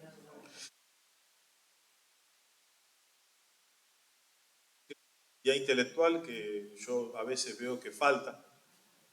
Prebisch, digo, al decir eso, él dice, en el 55 me equivoqué. Y yo la verdad que lo valoro. No sé cuántos de mi rama pueden decir eso, ¿no? En términos de, che, me equivoqué, la verdad que estando en funciones, ¿no? Encima, imagínense eso. Pero Keynes también hace lo mismo. Porque los dos vienen de una formación neoclásica, que es la formación de Marshall, de la escuela británica. Pero respetan mucho ese ordenamiento del pensamiento, que es lo que nos trataba de inculcar Levin. Entonces, cuando Keynes lo que hace es una síntesis del pensamiento económico hasta 1926. Y va a decir, bueno, ¿qué es el hedonismo? ¿Qué es el utilitarismo? ¿No? ¿De dónde viene el liberalismo británico? Y lo va a sintetizar, a mí me parece una de las síntesis más claras. El liberalismo económico, en estos términos del pensamiento neoclásico, es libre comercio, darwinismo económico e individualismo. No estamos exentos de alguna de estas tres a veces en el movimiento. Entonces, pero esos tres al mismo tiempo nos representa el liberalismo económico clásico que entendía Keynes. Por eso lo que vemos acá es a veces una copia media de segunda, digamos, ¿no? Entonces, en este libro, con la idea de la primera tiranía, yo encontré el viejo y querido, ustedes lo recordarán, Fermín Chávez, necesario, la cultura en la época de Rosas, y empecé a encontrar, claro, uno piensa en esta época y no sabemos tanto, salvo algún texto sobre el federalismo económico, estoy pensando en el nombre, pero no es Ghiberti, se me fue el nombre, Burgin, que escribe sobre federalismo económico, Fermín Chávez, empieza a ocurrir una serie de intelectuales que no siendo sería de la academia, del pensamiento oficial, empiezan a recurrir a la documentación, como por ejemplo acá encontramos, ¿todos conocen el Hospital Muñiz? Bueno, Muñiz se dedicó a estudiar, a hacer los primeros trabajos de antropología antes que Ameguino. Y trabajó, digamos, de alguna manera también descubriendo la viruela de la vaca. Y trabajaba con el sector ganadero. Bueno, ese hombre lo pone Rivadavia, lo convalida Dorrego y está durante el periodo de Rosas al frente del hospital. O sea, ese tipo que se carteaba con Darwin, que hacía aporte de antropología, no podría, digamos, creo que tendría un criterio para saber si eso era una tiranía o no, o si ese gobierno era conveniente o no. Decidió quedarse. Entonces uno empieza a encontrar en esta reconstrucción la duda que tenían estos trabajadores un poco, pero acá Jauretche empieza a plantear que esa falsificación de la historia tiene objetivos antinacionales. Ese es el objetivo de que nos falseen la historia. No, el último gobierno de Cristina fue más o menos, bueno. Son objetivos antinacionales. Que quede claro, porque hay que hablar en esos términos. Nación, imperio, peronismo, antiperonismo, estamos en la misma disyuntiva que desde 1810 hasta ahora, por lo menos yo saco la conclusión, estamos en una pelea que no ha terminado. Y como dijo el general, están los que trabajan y los que viven de los que trabajan. Como nosotros somos los que trabajamos, yo no hago otra distinción, entiendo que nuestro rol está en esa nación que se supo construir, con los datos como contaba Luca, esa nación de trabajadores. Seamos hermanos, tratemos por eso le digo, menos individualismo, ¿no? Menos convalidar el darwinismo económico, porque tiene un objetivo antinacional, que es lo que Adam Smith advierte, que es que estamos perdiendo la capacidad de ponernos en el lugar del otro. Y si no entendemos lo que le pasa al otro, por más que nosotros estemos mal, y estamos yendo a una sociedad indiferente, y esa es la sociedad de individuos que quería Margaret Thatcher. ¿Se acuerdan de Margaret Thatcher? Esto es una sociedad de individuos. Bueno. Bueno, no queríamos llegar a eso, pero ese es el objetivo, digamos, ¿no? Bueno, y política de la historia, acá lo que yo voy a contar un poco más el libro, digamos, hace una constante, de alguna manera, idea de buscar en esa falsificación de la historia, que ahí yo me acordaba de Scalabrini Ortiz en una frase que dice: el imperialismo económico encontró aquí campo franco, bajo su perniciosa influencia estamos en un marasmo que puede ser letal. Todo lo que nos rodea es falso o irreal. Es falsa la historia que nos enseñaron, falsas las creencias económicas con que nos imbuyeron, falsas las perspectivas mundiales que nos presentan y las disyuntivas políticas que nos ofrecen, irreales las libertades que los textos aseguran. Esa es la claridad que tiene un agrimensor para comprender la Argentina. No era un economista, era un agrimensor, digo, o sea, sin desmerecer, digo, pero el aporte que da es la comprensión, la capacidad de ponerse en el lugar de ese pueblo y comprender cuáles son sus desafíos y cuáles son sus problemas. Eso es lo que hay que entender cuando empieza este libro de Jaureche con la idea de falsificación. ¿Me permitís? Sí. Yo creo que este ejemplo que estás dando de Scalabrini, como muchos otros, algunas personas que todavía se están cercanas, tienen un compromiso con su tiempo y con su sociedad. Hay gente que, independientemente de alguna formación específica que tenga, son estudiosos del todo, están permanentemente mirando eso. Seguimos teniendo todavía, por suerte, algunas de estas personas, pero se van a agotar en el otro tiempo si no le damos. Lo que pasa es que acá hay que, de vuelta, hay algo que yo los asiáticos respeto por la cultura de Confucio, digamos, ¿no? Pero ellos ponen, los japoneses mismos, digamos, ¿no? Pero ponen muy en valor al hombre en su vasta experiencia. Es alguien al que hay que respetar y escuchar, por lo menos. Y Jaureche es un poco eso, porque justamente cuando él empieza a hablar de los ejemplos de Canning y el pensamiento que se estaba imponiendo, ¿no? Inglaterra será el taller del mundo y la América la granja. Yo justo acá estaba repasando este libro justamente de Jaureche. Este es Prosa, Hacha y Tiza. Y me acordaba del ejemplo de Jaureche utiliza mucho a Lis y en algunos casos a los federales en el proceso revolucionario de Estados Unidos, digamos, ¿no? Y acá dice, pone Jaureche, ¿no? El general Grant concurrió a la conferencia librecambista de Manchester en 1897. General Grant, primero, era capitán que manda Lincoln a pacificar el sur contra el general Lee. Y la pacificación de Lincoln es: si alguien quiere separar la unión, nada de diálogo, de consenso, muchachos. Esto no existe para los norteamericanos. Años después va a ser general, como logra pacificar el sur, o sea, contiene a Estados Unidos, llega a ser presidente de Estados Unidos. Por suerte para Estados Unidos, obvio. Y en ese contexto de presidente lo invitan a Manchester, digamos. Después de dejar, acá Jaureche cuenta que es después de dejar la presidencia, e invitado a hacer uso de la palabra, dijo: señores, durante siglos Inglaterra ha usado el proteccionismo, lo ha llevado hasta sus extremos y le ha dado resultados satisfactorios. No hay duda alguna que a ese sistema debe su actual poderío. Después de esos 2 siglos, Inglaterra ha creído conveniente adoptar el librecambio, por considerar que ya la protección no le puede dar nada. Pues bien, señores, el conocimiento de mi patria me hace creer que dentro de 200 años, cuando Norteamérica haya obtenido del régimen protector lo que éste puede darle, adoptará libremente el librecambio. Sacando la escalera. Presidente, sí, bueno, también. Yo le digo la verdad. Por eso digo respetar a nuestros mayores. Yo libros actuales no recomiendo mucho porque dicen mucho de lo que ya está escrito. Eso de la escalera Stan Lis, Federico Lis.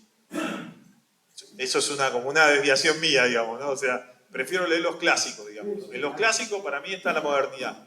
Si uno lee Jaureche va a encontrar mucho de lo que sí. Yo leí el federalista Hamilton Madison y Day. Escribe que Estados Unidos tiene que tener un ejército muy fuerte, una armada muy fuerte, tal que sus enemigos comerciales, que eran Inglaterra y Francia, que dominaban los mares, les temieran. porque de esa manera van a poder conseguir los acuerdos contractuales como para venderles lo que ellos quisieran, y en caso de que no lo lograran, usarían el paro. Clarísimo, es eso. No, Bueno, para Estados Unidos, cortito al pie, y creo que vas a coincidir, era el modelo de banqueros que vino de Inglaterra, se instaló en Nueva York, que es el que banca la guerra, y había que desplazar a los agrarios del sur. En realidad es eso. Todo lo que se... Disculpad, todo lo que se cuenta, la literatura, está todo lindo. Pero la verdad, se juntaron varios banqueros y dijeron, che, mira, te bancamos la guerra, eliminaron, porque después vino el negocio del seguro, el negocio de la banca. En realidad es así. Y después, ¿sabés qué? Me quería permitir para decir algo que por ahí puede resultar incómodo, pero a mí me duele mucho como argentino. Yo no me identifico con el partido político, me identifico como argentino. He quedado muy mal, como casi todos los gobiernos, por la forma en que nos venden. La verdad que yo lo tenía mal visto. Pero me di cuenta, la verdad, que fue el único que echó a Rockefeller de casa de gobierno. sí. Fue el único que se le paró a Rockefeller y por eso lo voltean. Y yo me acuerdo Sí, por que la ley de conocido a fármacos. Henry Kissinger en los Estados Unidos. Fue en un entorno. Henry Kissinger, perdón, tengo 53, fue el que, por orden de Rockefeller, voltea a Allende. Porque Allende, vos te vas a acordar, que dijo, no, las minas de cobre tienen que ser nacionales. Rockefeller le dijo a Kissinger, le dijo, che, a ver cómo me resolvés eso. Sí, lo matamos. Lo mataron. Y le dijo, no, por el tema del petróleo a Rockefeller, no, Por el tema del medicamento. lo voltearon, el tema de la medicamentos. Ahora, Claro. quiero llegar. Yo estoy tan en contra. Sí. Con Macri, con los anteriores, con este ni hablar, pero ¿sabes qué me dolió de Cristina? Lo de los chinos, porque tampoco me gustó que después de que Néstor ya no estuvo, que descanse, llegó el tema de China. Y es un tema que conozco bien porque a veces hablo con Melela, el gobernador de Tierra del Fuego, porque en un momento intentamos conseguirle fondos para que cumpla con su promesa de campaña y construir edificios. Marcelo, está quebrado el banco, no lo puedo decir. Yo te consigo el financiamiento para construir edificios. Le dije, pero ¿quién va a financiar las hipotecas? Le pidió a todos, a todo el mundo. Pero le dijo, Marcelo, el único que me ofreció son los de la ruta de la seda. Bueno, ahí vamos a llegar, ¿eh? Igual yo les digo algo, y me parece que es un problema de la época. Esto no es personal, esto es política. No proyecten lo que ustedes quisieran de alguien porque van a ir siempre mal. Discutan en términos políticos. No, obvio, por eso digo, el planteamiento siempre tiene que ser en términos políticos. Después, como todo, ¿cuál es la frase? ¿Es con los dirigentes a la cabeza o...? Ya está, muchachos. Digo, el peronismo se entiende fácil. Entonces, no entiendo, pero ahora vamos a ir a esto porque justo me metiste en el tema que... acá Jauretche en un momento va a empezar a hablar sobre el tema de la cuestión de la carne y los carneros. Y la historia de la Argentina es la historia de la ganadería. Y acá hay un problema. ¿Por qué? Porque la ganadería es la que permite a la Argentina, de la vaquería, el saladero, al frigorífico, vamos a encontrar la síntesis que decía Puigros, digamos, ¿no?, de la historia argentina. La exportación de carnes, el enfriado. Acuérdense que los norteamericanos descubren el enfriado, ¿por qué?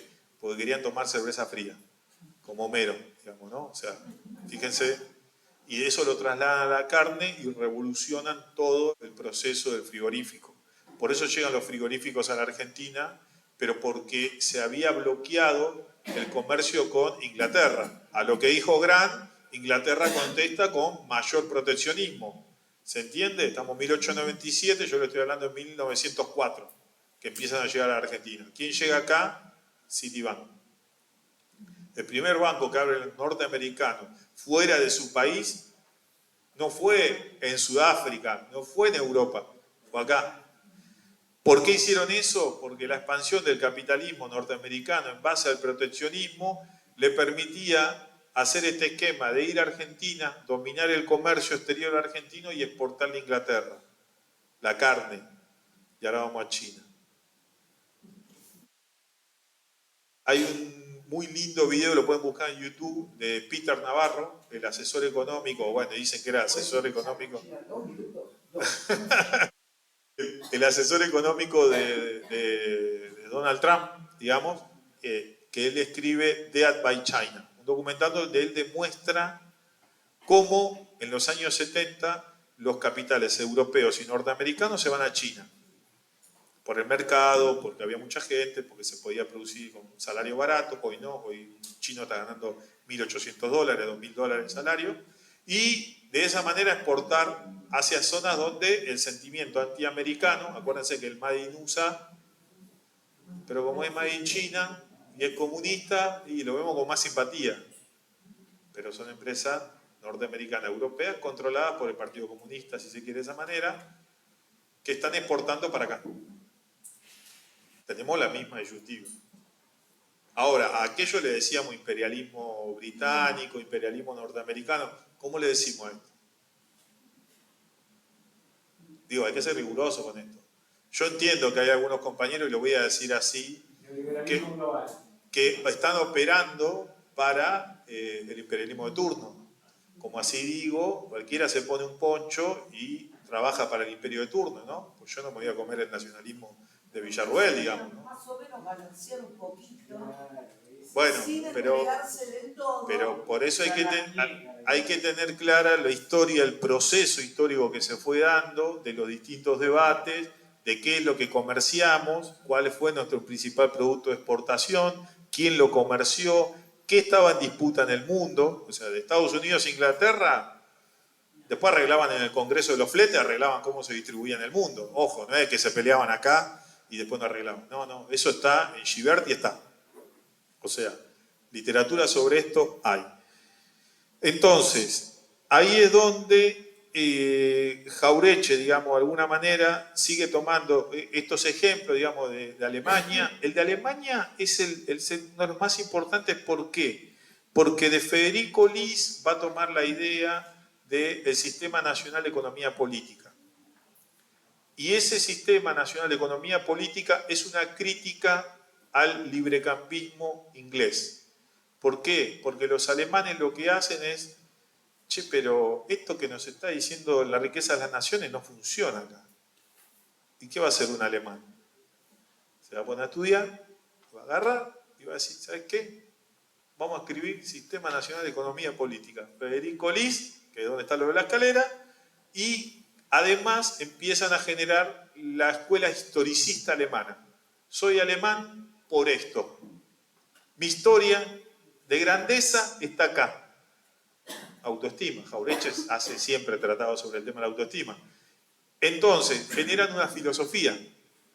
Hegel, Fichte, Kant. ¿Se entiende? Generan una filosofía, generan un libro, generan una autoconciencia de aceptación de ellos mismos como pueblo. Primer resultado de eso, acuérdense que la revolución industrial había iniciado en Inglaterra. ¿Dónde se produce el primer auto en el mundo? Alemania. El primer auto no se hace en Estados Unidos, no se hace en Inglaterra, se hace en Alemania, producto de este proceso. ¿Se entiende? Y el primero que lo hizo funcionar no fue un varón, fue una mujer. Ese es otro de los detalles de la historia alemana. Incluso el dinero que luego a España y a Japón lo usan para desarrollar. Bueno, Henry Ford viene después. Para producir bienes que luego lo importa a Estados Unidos. Por eso es tan importante la industria automotriz, pero no confundamos, como yo veo a veces acá, la industria automotriz no hay que tocar, no, bueno, pero me produce déficit. No traje los datos yo, te digo, es déficit comercial por periodo presidencial en los últimos 20 años, casi 15.000 millones de dólares. ¿Y alguno de ustedes cambió el auto? Producen autos para el exterior. Esa es otra discusión, ¿no?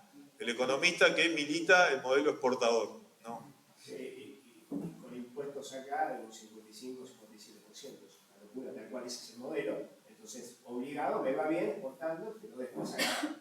Con excedente negativo de divisas del sistema Sí, el sistema automotriz argentino, Sí. no sé ahora, pero años atrás, digamos, consumía más divisas que las que incorporaba. Y todavía, si uno ve los sectores económicos, los que más generan divisas son cereales y oleaginosas y alimentos y bebidas. ¿Quién es alimentos y bebidas? No. ANCHAM, Bueno, Cámara Norteamericana de Comercio. Cuando vos buscas al final de todo, Sí. y sabés quién es BlackRock y Vanguard, cuando vos analizás, yo te digo porque lo he dicho, aparte, No, sí, yo eso en sí. un entorno muy particular, viajé hace mucho tiempo, atrás de todo, pero yo te entiendo, vos decís, ¿cuál es la cara local? Exacto. Y la reunión de ANCHAM. Estuve hace poco en el Council de las Américas, siempre veo los mismos. Sansigal, siempre ahí, Sí. es la secretaria Rockefeller, siempre está con los mismos. Sí. Me pongo por parte y hay que apretar. Sí. Y la UIA. ¿Qué dijo Perón sobre la UIA? No es ni Unión, ni es industrial, ni es Argentina. ¿Y quién estaba a la cabeza de la UIA? Perdón, que termino con esto. Que le robó la elección, pueden googlear, esto salió en Infobae, al Vasco de Mendiguren, entre gallo de medianoche, la conducción de la UIA. Fue la primera vez que alguien de alimentos está al frente de la UIA. Perdón, y su estudio redactó gran parte de la ley básica. Y en los 90 militó la flexibilización laboral. Por eso nosotros tenemos que comprender muy bien que esos sectores, cuando nosotros decimos industria, ojo, tomate, puré de tomate, yo no veo ninguna hazaña industrial. Aceituna, aceite de oliva, paren, poco. En Marruecos hacen con piedra, hacen aceite de oliva. Perdón, sí. Vino uso letras Oh, a la Argentina. ¿está vivo todavía? No lo sé. Y cuando vino Sin Teclas se asombró por el grado de industrialización que tenía en la Argentina. Hacíamos locomotoras, autos, aviones. Había no me acuerdo qué empresa era, ya producía la calculadora electrónica, que era una novedad, ¿sí? La computadora en la UBA, Argentina. Y se reunió con Elvio Coelho, que era el presidente a la sazón de la Unión Industrial, y le preguntó: ¿cómo aceleran ustedes el proceso de industrialización? No, no te imaginas lo que es ciencia, perdemos el poder. Bueno, ahí te puedo decir que eso tiene mucha certeza porque lo escribió Felix Wayne de los exportadores de granos alemanes en la Argentina, en el principio, mitad del siglo XX, digamos, que nosotros financiamos la escuela de Frankfurt, ¿no? Quiero recordar lo que Teodoro Adorno, todo eso que leen en sociales, Benjamin, todo eso, lo financió el grano argentino. Digo, la beca, ¿no? La beca para que pudieran estudiar. Lo que dice Felix Wayne en un libro que se llama Enigma Argentino, lo recomiendo porque es una publicación que hizo nuestro querido compañero, recordémoslo, Horacio González, cuando estaba al frente de la Biblioteca Nacional, la colección de los raros, cómprense todo. Si lo encuentran, cómprense todos esos libros. En esa colección estaba el Enigma Argentino. Y Felix Wayne, como buen hijo de exportadores y mezclado con el Rapoport, escribió un libro que se llama El bolchevique de Salón. Exactamente, muy bueno. Que cuenta toda la historia. Cuando va a Alemania, está estudiando y cómo conoce a todos estos personajes y funda esa escuela de Frankfurt. Y lo que dice Felix Wayne es eso que decís vos. El problema en el 43 era que para la oligarquía terrateniente, que no había podido combatir el latifundio, que lo había intentado hacer, aunque no le salió, no sabemos por qué, tiene dos opciones. O continúa con el fraude patriótico, poner a Patrón Costas de forma directa, acuérdense, estoy nombrando, ¿no? Blaquier, Patrón Costa, caña de azúcar, pensemos siempre, caña de azúcar, asociemos un apellido, carne, asociemos un apellido. En ese disyuntiva le dice, bueno, o seguimos con el fraude patriótico, o le damos la elección, pero ojo, acá hay trabajadores de la industria, hay obreros industriales de la carne, los que van a hacer desde Berisso después del 17 de octubre.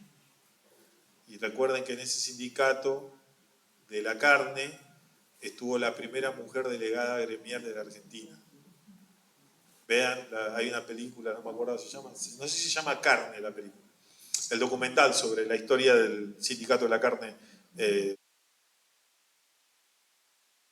Berizo, el nombre, ¿cómo? Berizo. Berizo, sí. Y que se casó con una argentina, vino a hacer un trabajo y contó toda la historia. Porque antes la industria también lo que hace, parece en un lugar, trabajen, se hagan una comunidad, entonces era muy fácil armar una especie de huelga, porque no es que había internet, sino que se hablaban entre ellos. Tal cual. Entonces hay como una épica, una epopeya. Bueno, pero este texto es la mejor explicación de por qué emerge el peronismo, por qué se entiende el golpe del 43, de Farrell y Ramírez, digamos, ¿no? Vista desde la oligarquía, porque ahí él va a denunciar todas las cosas que hacía la oligarquía, las escribe, porque él se va a Estados Unidos igual, se va allá y lo escribe allá, y Horacio González lo traduce al castellano y por suerte pudimos acceder de esa manera. Pero no era un libro que estuviera publicado acá. Entonces, a raíz de eso, después de ese proceso, y por eso les traje el libro de la segunda tiranía, ¿qué fue lo que le molestó a la oligarquía en nuestro país? Porque el otro libro que tienen que tener en presente es el de Peter Smith, Carne y Política Argentina. En ese libro Peter Smith es un clásico para los que estudian ganadería. Lo que va a decir es que el poder que estaba en la oligarquía terrateniente hasta 1943 pasa al peronismo. Y eso va a generar conflicto. Él estudia hasta 1900-1946. Ese es el periodo de análisis que hace. Porque Carvajal, en las sociedades rurales del interior, era anti-sociedad rural argentina. Había una línea nacionalista que decía, no, pará, ¿por qué la carne la comercializa el británico, el norteamericano, y nosotros no tenemos lugar en eso? Necesitamos al Estado. Entonces Carvajal, o lo que serían las sociedades rurales del interior, trabajaban, digamos, influyendo en política, pero siempre tenían a los que serían los invernadores, ¿no? Que tienen la mayoría de la provincia de Buenos Aires. Exacto. Siempre estuvieron enfrentados por distintas circunstancias, a pesar de que se integran en una estrategia. Ese enfrentamiento es hasta 1943. No es casualidad. Pero también tiene sus diferencias. Lo que pasa es que Carvajal, que se funda en 1932, CRA se va a fundar en 1943 o 42, Confederación de Rurales Argentinas, que ahí es donde van a estar los dos metidos, Sociedad Rural y Carvajal. Entonces, cuando aparece el peronismo, se unifican intereses. Eso es lo que digo. No quiere decir que no se peleen. Hay un interés político y económico que va a quedar escrito en este libro de 1959. ¿Por qué les digo esto?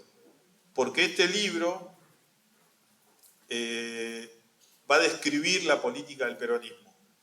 La política económica de la nación a partir de 1946 se basó en estos tres principios fundamentales. Esto es lo que le molestaba a los Isaac Rojas, digamos, ¿no? Y a sus aliados, que en este caso, yo me acuerdo, ¿estamos grabando? Porque tengo que contar esto y... Bueno, lo voy a contar, igual va a ser parte de la tesis. Cuando estuve en Carvajal, me mostraron cuándo le sacaron la personería jurídica a Carvajal. 1955, marzo. Saquen sus conclusiones después. Y lo que dice acá, fíjense, porque en ese momento el comercio de carne es importante, la política económica de la nación a partir de 1946 se basó en estos tres principios fundamentales. La liberación de todo influjo extranjero. Parece que les molestara que seamos soberanos, ¿no? O sea, Es un delito, es un delito. es un delito. Tenemos que dar un golpe de Estado por esto. El monopolio estatal de las principales fuentes de riqueza. Un abuso. El YAPI, ¿no? Acá dijeron YAPI. El YAPI. Es lo que Jauretche le critica a Previo. O sea, Jauretche le dice, escúchame, estamos vendiendo y no tenemos... Tal cual. Entonces le dejas al Estado sin recursos de la renta de aquellos que nosotros sostenemos divisas externas. Por eso... Fue muy raro el 55. ¿eh? Fue muy raro igual el 55, porque por un lado es cierto lo que vos decís, de la carne, justo en el 55, era cuando estaban sacando el dominio de la carne, oligarquía, pero al mismo tiempo me llamó mucho la atención, igual lo entendí, después lo entendí, por qué el acuerdo de Perón con la Oil California. Ah, eso te Y voy a después me explicar. enteré, claro, me enteré en el 55. Entonces los militares dijeron, para esto, y la reforma de la Constitución que les dolió muchísimo, dijo, no, acá te ponemos el parate. Pero había sido que Perón, viste que hay una parte donde Perón, hay una segunda o tercera etapa de Perón donde dice, bueno, hay que ponerle límites al capitalismo, pero no le voy a dar la espalda porque lo necesitamos. Y viene a raíz de eso, porque se dio cuenta que habíamos perdido la soberanía energética en esa época y necesitaba el capital para volver a recuperarlo, pero con una visión de tomar una expansión en la región y transformarse en líder. Y eso molestó mucho, se dieron cuenta y dijeron, eso, bueno, apoyalo y de paso también te devolvemos el negocio en la carne. Fue muy, muy pesado el 55, más las modificaciones, me imagino que la tesis vas a poner el tema de la Constitución, como la Constitución anterior. No sé, yo tengo que enfocarme en Carvajal, pero... El tercer principio que le molestaba a la oligarquía y al partido militar era la reforma de la legislación bancaria. De la reforma del peronismo, lo que decían era, ¿para qué quiero yo la caja vacía de un banco? Me basta con controlar los depósitos. Lo primero que hizo Los depósitos, nacionalizar los depósitos. Lo primero y más relevante Es la única experiencia, mientras algunos agarraban y decían, nacionalizamos, y otros querían todo privado, acá se hizo nacionalización de los depósitos. Bueno, esas tres cosas fueron lo que irritó lo que generó el golpe de Estado en términos económicos, después hay otras variables, pero es verdad que el tema de la tecnología, y eso es algo a lo que yo un poco ahora dirigiendo el Instituto de Desarrollo Productivo e Innovación, quiero decirles que la restricción externa no es el problema de la Argentina. La restricción externa es simplemente regulación cambiaria. Algunos quieren sacar el cepo, otros no. A mí eso no me preocupa. Se regula y listo. Lo hizo Macri, nosotros lo mantuvimos. ¿Y qué problema hubo? Ninguno. Salvo algunos que quieren que devalúen. Pero eso es otra discusión. Acá el problema que nosotros tenemos es cómo hacemos, como decía, miren que estoy de vuelta citando a los liberales británicos, producir y generar la duplicación del salario. Trabajo y producción. Empezar a detectar en los sectores económicos, yo no puedo ser especialista en siderurgia, entiendo de cereales oleaginosas, pero necesitamos tener más compañeros, compañeras que estén capacitados de comprender un sector económico y decirme, ¿sabes qué? Esta tuerca la podemos fabricar acá. están. El problema es que no están integrados. Bueno, El problema es que hay determinados empresarios que por un golpe de azar, con alguna habilidad personal, llegaron a tener una contribución y no entienden lo que es la industria, no son industriales, son simplemente comerciantes. Ese es el otro problema, y ahí voy cerrando esto, pues ya son más de las 8, lo que pasó en 2003-2015. Yo entiendo ese proceso como un proceso de salarios altos, prosperidad económica, baja la desigualación, digamos, la desigualdad se disminuye la pobreza, pero los empresarios no quisieron ir a competir, quisieron cazar en el zoológico, quisieron hacer la mercantilista, la previa a la revolución industrial, comprar barato y vender caro. Importo barato, vendo caro. Pero tiene una mentalidad de almacenero. Es que no está mal en un principio, lo que pasa es que en un momento el salario empieza a demandar iPhone y vos tenés que hacer el pampero que compita con el iPhone. Y para eso necesita sector productivo, universidad y el Estado planificando y coordinando todo ese tipo de acciones. Por eso Milei, ¿a dónde va? Te va al sector productivo, te va a la universidad, te da recursos para que lo explote la Standard Oil, podríamos decir, de esta época. Así que bueno, yo les agradezco por la atención. Muchas gracias.